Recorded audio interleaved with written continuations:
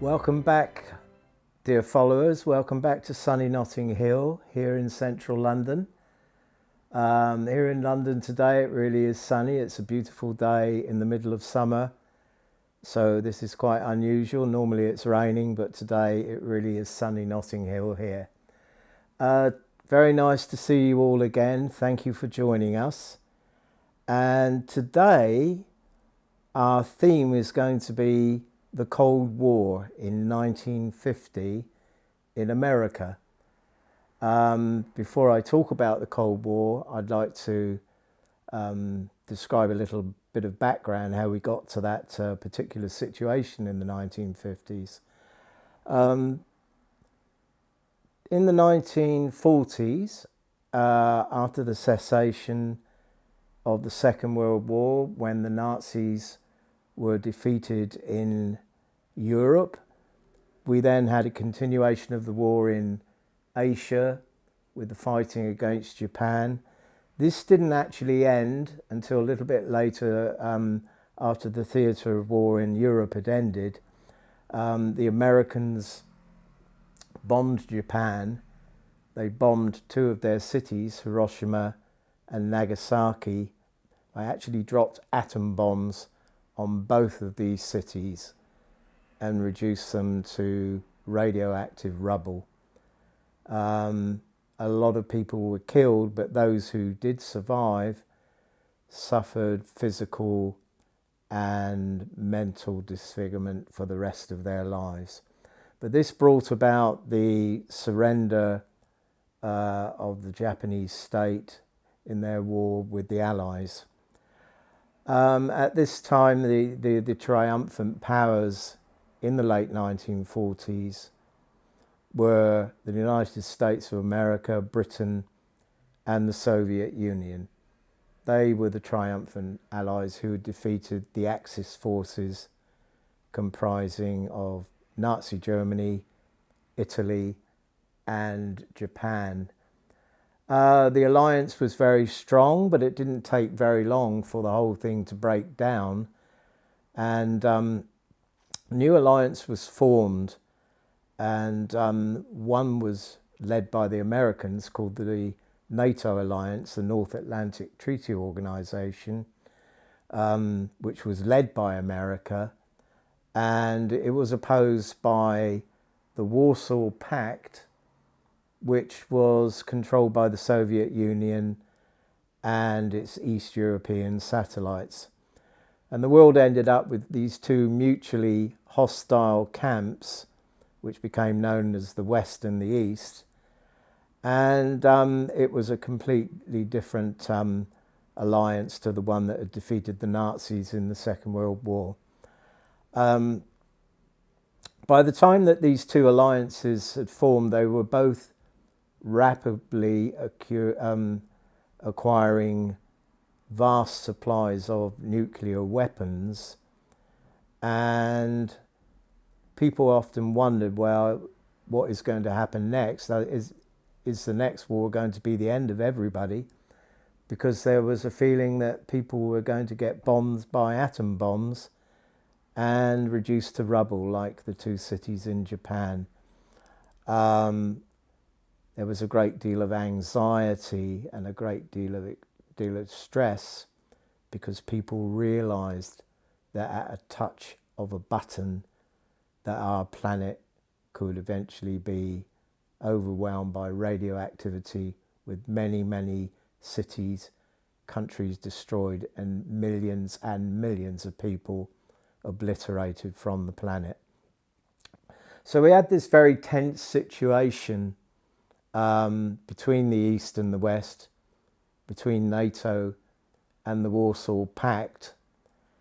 And this was made even worse at the start of the 1950s, when war broke out on the Korean Peninsula. And this was really a confrontation between the forces of communism and that of the Western powers. The forces of communism overran most of Korea, and Americans and other forces under the auspices of the United Nations, landed on the peninsula and pushed the communist forces back. But the great fear in people's minds across the world, in countries which had accrued a vast amount of atom bombs, was this going to trigger off World War III, and atom bombs would come raining down on American, European and Russian cities. And it caused a great deal of anxiety, a great deal of angst. And by this time we were in what was known for the next 40 years as the Cold War. It was a very tense period with various crises. But in America in the 1950s, there was an extreme fear that the Russians would fly over America and bomb it, or would actually try and invade the country. And it generated intense fear, which increased very, very quickly in what amounted to extreme paranoia. Many people claimed to see flying saucers flying over New York and other cities. There was such an amount of stress in people's minds, and they would get up in the morning and they'd wonder, well, whether they were going to be alive by the evening. In addition to fear of invasion or being killed by atom bombs, there was also the feeling that the Russians were infiltrating American society, that the Russian Secret Service, the KGB, were actually infiltrating various aspects of American society and recruiting people to support their cause, to actually bring about the collapse of American society. There were fears that people were in government, communist agents in government, communist agents in the armed forces, in industry, in all aspects of American life. And this produced great anxiety and great fear that the country was going to be taken over by the communists. There was such fear, and there were two very common phrases that emerged at this period. And one was better dead than red, referring to the red for the communists. Or also the other phrase was, be careful, there may be reds under the bed. And in 1952, in Washington, the American people saw the inauguration of President Dwight D. Eisenhower, Republican president. He was actually commander-in-chief in Europe during the final stages of the Second World War. And then in 1952, he became President of the United States. He was a dedicated opponent of communism, of the Soviet Union, and was well aware of the tension within the country. And as I said, this caused immense anxiety throughout the entire country, through all aspects of society, and people wondered just how long the world could go on before something happened and there was a nuclear war. The war in Korea got worse and worse. The immense firepower that was used by both sides caused immense destruction with the armed forces, and also to the Korean people who lived on the peninsula. There was deplorable loss of life before there was eventually an armistice, which still exists to this day. The actual political situation's never been settled, right up until this year, 2024. People feared they'd be incinerated. Their cities would be nothing but radioactive dust. And the paranoia generated by fear of the communists got more and more intense. There was a guy who emerged from this situation from the American Senate. His name was Joseph McCarthy. He was the junior senator for Minnesota, and he set up a committee to hunt down communists in all aspects of American life. But he went right over the top, and in fact he did more to create fear of communism and caused anxiety and fear more than anything the Russians could ever do. And he caused an immense amount of damage to morale in the American society. Eventually he fell from power, but by the time he disappeared from the political scene, the Cold War had become really, really intense. During the 1950s, everybody lived in fear of nuclear annihilation. During this time, Hollywood, of course, seized upon the opportunity to create interesting movies based on the Cold War or inspired by the Cold War. And the fact that a lot of people kept claiming to see flying saucers flying over America, there were some very, very strange movies produced indeed. They're still quite popular on the late night television in my country. Most of them are in black and white. There's one or two coloured ones. And they were mostly about invasions from distant planets or distant galaxies.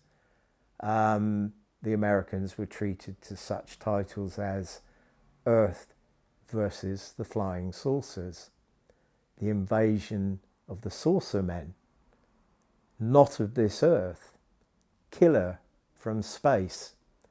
In 1953, there was a coloured version of H.G. Wells' War of the Worlds. It took place in Los Angeles rather than south of London as it was in the book, the original book. So we had the War of the Worlds in Los Angeles. Actually, it's not a bad film. Actually won Oscars for special effects, which was something quite difficult to do in those days. And another film which is very popular and has lasted in popularity until this day is The Day the Earth Stood Still. And this was what they used to call a B-movie in those days. And it starred English actor Michael Rennie as the much acclaimed alien called Klaatu. And Klaatu came to our planet to warn us that we were messing the place up, and that if something was not done about it pretty soon, well, forces from another galaxy or another planet will come here and they will take charge of our destiny. So I mean, this kind of discussion goes on these days with climate change.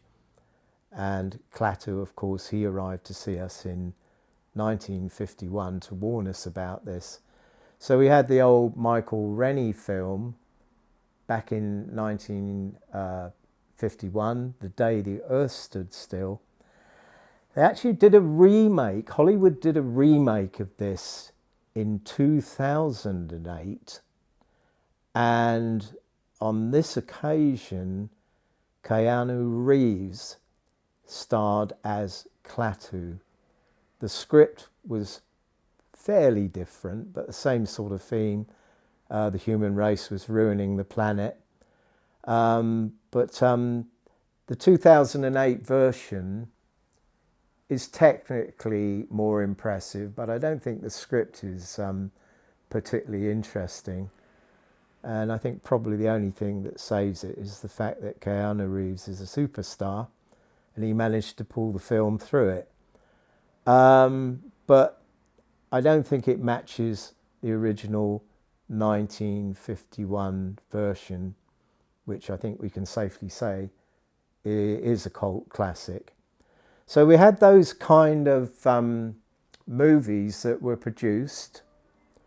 Most of them were black and white. Most of the scripts were incredibly corny. Some of them were even laughable.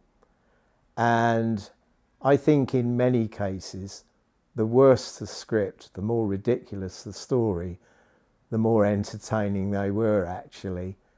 And I think a lot of them are still very popular these days. But I think probably the most popular, The Day the Earth Stood Still, and H.G. Wells' War of the Worlds, taking place in Los Angeles. For my money, that's quite a good movie actually. Not quite the same as the movies that produce the story in England, in the original place in the story. But a very good movie though. Well, dear followers, we had so much material coming out of Hollywood in those days, right through the 50s.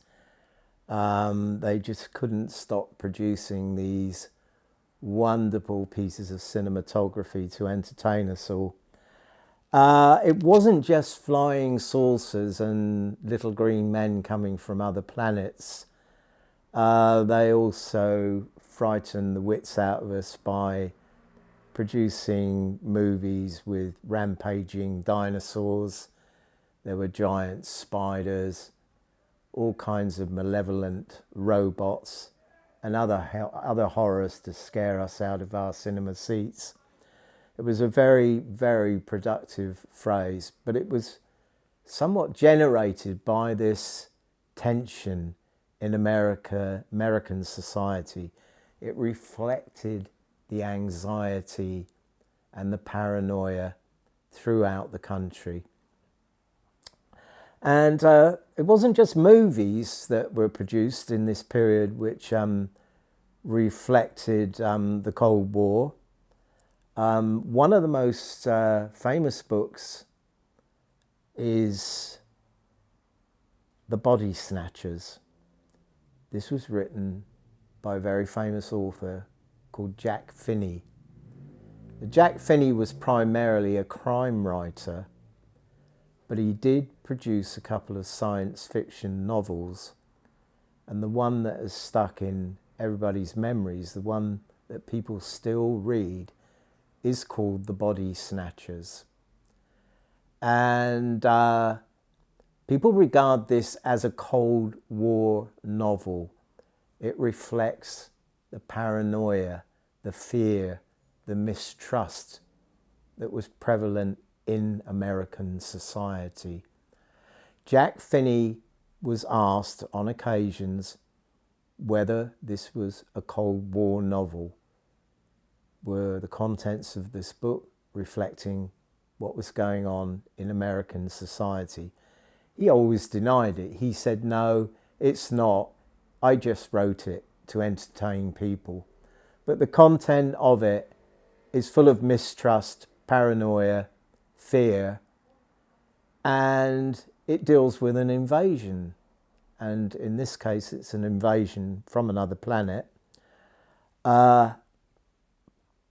And the fear and mistrust that's generated throughout this story is very, very intense, reflecting the American fear of a communist invasion or a communist takeover of American society. This was utmost in the minds of American people in the 1950s. Were they going to survive, or were they going to be overwhelmed by the forces of communism? Now, Jack Finney's novel takes place in a fictional town. It's a little town called Santa Mira. It's in California. One of those tiny little American towns where nothing happens. There's unremarkable people there. Nobody's anybody special. There's nobody famous lived there. Nothing ever happens. Just a quiet little town with ordinary people. And the story is actually told to us by the town's only medical practitioner. His name is Miles Bennell. And he's key to this story. Also, he has a lady friend in it, a lady called Becky, who's a former girlfriend of his. And she's the kind of heroine who works with him against the aliens. But this town is very, very ordinary. Nothing ever happens there. People just live their lives. And when they're ill, they go to see the doctor, who is Miles Bennell, the hero of this story. And the story is not like a lot of sci-fi stories which are terrifying. It's not like H.G. Wells' War of the Worlds, where the Martians are incinerating the human race in order to take over the planet. It's not like John Wyndham's Triffids, the giant plants who uproot themselves and walk around and devour people. And it's not like a development of Jurassic Park. There's no dinosaurs running rampant down American city streets. But the reason why the Body Snatchers is so uneasing, and I won't say it's frightening, but it's uneasy because it's a situation that could happen in any town, and we don't realise it's going on until it's too late. And what happens is alien forces land near this town or in this town, and they develop in kind of giant pods. And these giant pods have people growing in them who are identical to the real people in this town. So the people in these pods, once they're fully grown human size, they emerge from the pods and they take over the identity of the real human people in the town. So eventually, as time passes on, more and more people in the town are actually aliens and not human beings. And the story first comes to Miles Bennell's attention when he talks with his former girlfriend, Becky. And Becky tells him a story about how one of her neighbours has a member of the family who is acting strangely. He's not what he used to be. There's something very peculiar about him. And it's as if he's changed completely with his character. And in fact, it's so noticeable that it seems he's an imposter. So this arouses the curiosity of Miles Bennell, the doctor. And when he goes to his surgery one day, he gets a number of patients, a number of very concerned patients come into consultation for him to talk to them. And they all tell this story about how somebody they know is not quite what they were originally. So they're being taken over by aliens very stealthily, very quietly, and it's not obvious at all. It's not a drama like Martians landing, Triffids eating people, or dinosaurs running around wrecking the place. This is a very, very slow but less than obvious takeover. It's strange. The novel starts off with mild fear, but the fear very soon develops into paranoia. It doesn't take much for these kind of things to happen. First of all, we notice the obvious in our lives, and we think of fantasies, and then we notice something different. The fear about the new thing we don't quite understand very soon develops into paranoia. It's like a kind of contagion, a contagion of the mind which spreads very easily through the population. Just as a virus goes through society, a nasty cold or a flu virus, or as we had a few years ago, coronavirus. It spreads through society. It's very difficult to stop. Once you get fear in a group of people, it spreads very, very fast, and people's minds start to think of really strange things. They cease to think logically. And instead of using basic logical analysis to work out what's going on, they start thinking of the bizarre. And of course, these strange pod people, as Jack Finney calls them, there's more and more of them taking over identities of the human race in this town. So it's going from bizarre into completely paranoid situation. And of course, there's something very strange about the human race. If we don't understand something, for example, somebody might see a weather balloon up in the sky. They don't know whether it is a weather balloon, but it's so much more entertaining. It's so much more exciting to think that is a spaceship from another country rather than a weather balloon or some other object which is flying around. So there's very strange things happen. The human mind gets taken over by this really odd situation. And when it happens in a group of people, it gets even more serious, because you get a whole group of people who start behaving in a paranoid fashion. They literally lose control of the normal processes of thinking. And this is what's happening in Santa Mira. It starts off very slowly. The action gets faster and faster as Miles Bennell and his lovely lady Becky, they try to outwit these very strange people who are taking over the town. So, dear followers, the aliens have definitely landed in this story, and it's such a matter-of-fact story. Miles and Becky, they are chased by the so-called pod people, the intruders, the invaders. And the two of them, they actually find a field where there are lines and lines and lines of these pods waiting to be used to take over human lives. And Miles actually searches around and he finds some cans of petrol, or gasoline if you prefer in the American way. And what they do is they destroy a lot of these pods in this field. They're discovered doing it by pod people who chase them and try to capture them. But then a funny thing happens as the fires are burning.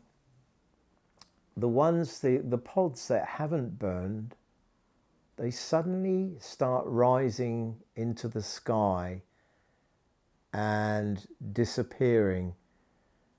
And it seems as if they're frightened of the fire, obviously, but they seem to have decided that they're not going to try to colonize a planet with such belligerent beings living on it.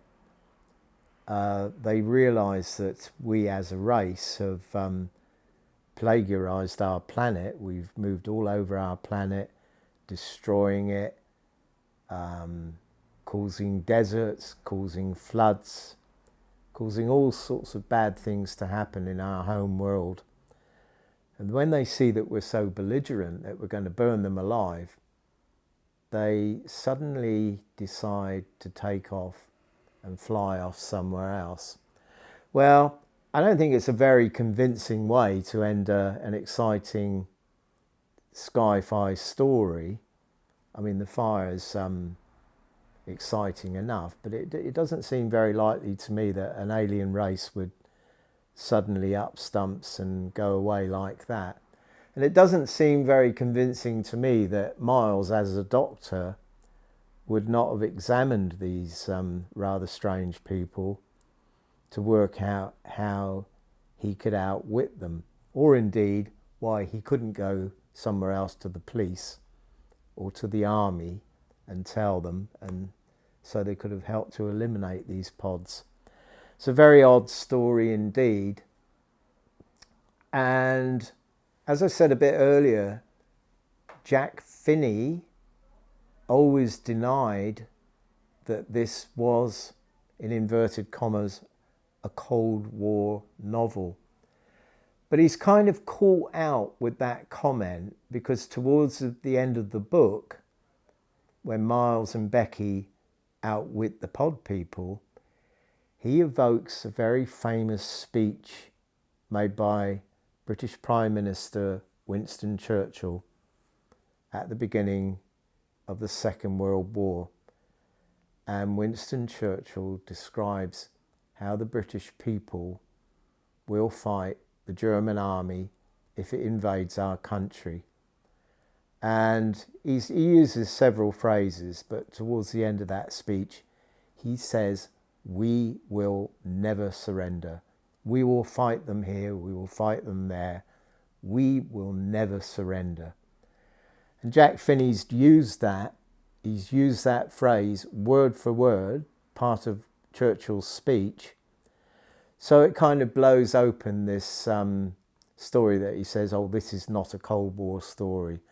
I think it's got every reason to be called a Cold War story.